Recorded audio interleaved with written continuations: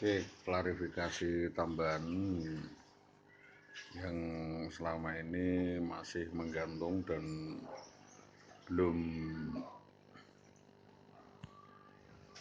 belum terselesaikan ya. Apa yang kami sampaikan selama ini menjadi data dan fakta, dan apa yang sedang kita investigasi ini dapat menjadikan petunjuk bagi para pihak yang ingin membela atau mencari keadilan. Sebab bagaimanapun perjalanan yang panjang itu menjadi catatan sejarah dan menjadi fakta hukum jika kita menyelidikannya dengan serius. Sedangkan beberapa fakta yang sudah kami ungkap terkait dengan nama-nama yang mungkin menjadi bahan atau menjadi saksi terkait rangkaian kejadian yang masih dalam penyelidikan, tidak menutup kemungkinan adanya data atau fakta baru yang mestinya akan menjadi petunjuk. Hal lain yang mestinya menjadi daya dukung dan kesaksian ini masih berjalan, bisa dipertanyakan dan bisa diupdate, yaitu temuan-temuan yang berkaitan dengan fakta itu menjadi dasar berpikir. Apapun yang saya sampaikan selama ini menjadi bahan pertimbangan, setidaknya bagi kita di dalam mencermati dunia pemikiran, mencermati suatu profesi yang berkaitan dengan ide atau gagasan, dan tentunya diperlukan pengertian yang mendalam. Tidak cukup satu atau dua babak atau dua lembar kertas, tapi ini adalah rangkaian yang sangat panjang. Maka dari itu penjelasan saya tentunya tidak memadai atau kurang memadai jika tidak dibantu oleh kesaksian dan keterangan-keterangan yang dihimpun lainnya, dan itu diharapkan dapat segera dapat dibuka, terutama yang ada di dalam kedinasan, yaitu Dinas Pendidikan Kabupaten Pati, Dinas Pendidikan Kecamatan Tambak Romo.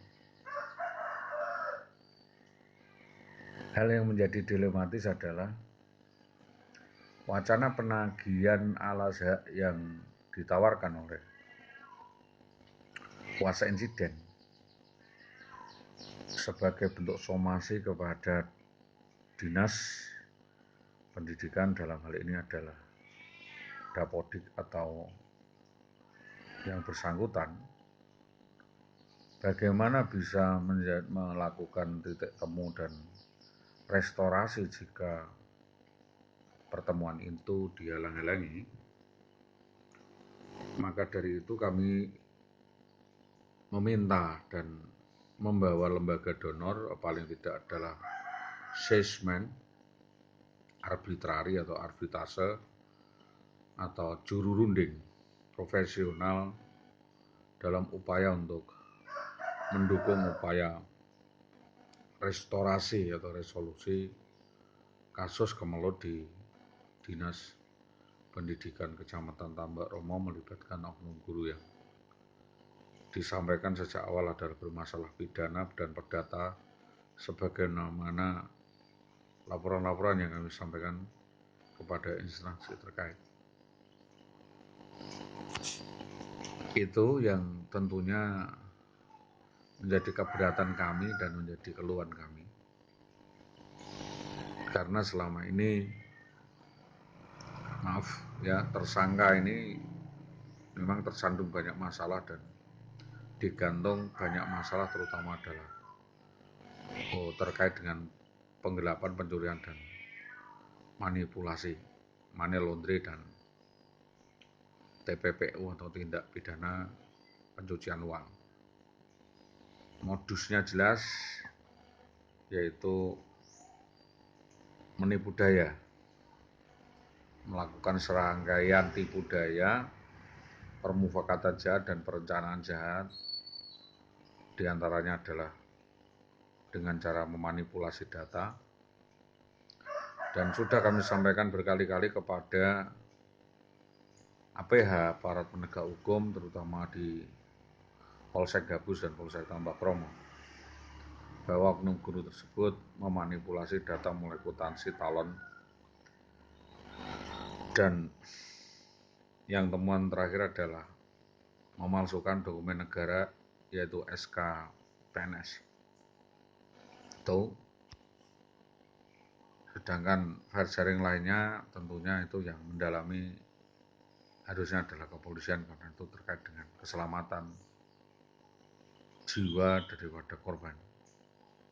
Jadi korban ini sudah menjadi korban penipuan, manipulasi, dan eksekusi, termasuk adalah persekusi.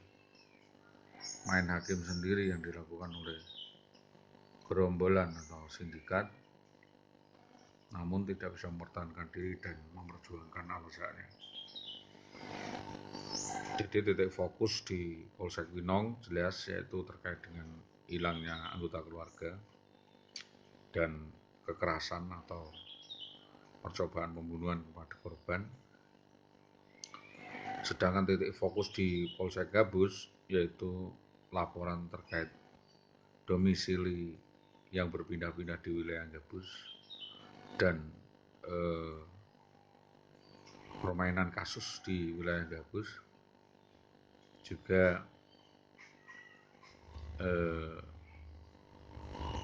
saya sampaikan adalah ini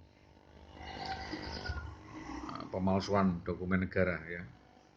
Di Polsek Gabus kami sampaikan laporan pemalsuan SK PNS khusus untuk dikembangkan karena tersangka berada di wilayah yurisdiksi atau distrik Gabus. Sedangkan apa yang kami sampaikan terkait dengan BBPM, tanggung jawab daripada Polsek Sukolilo dan Kayen, karena sepak terjang saudara BBPM di Kayen dan Sukolilo. Sedangkan untuk melakukan permediasi dapat dilakukan di Polsek Tambak Romo atau Koramil Tambak Romo, yang selama ini mendiskreditkan saya dan melakukan domestifikasi atau perbandingan yang tidak seimbang kepada saya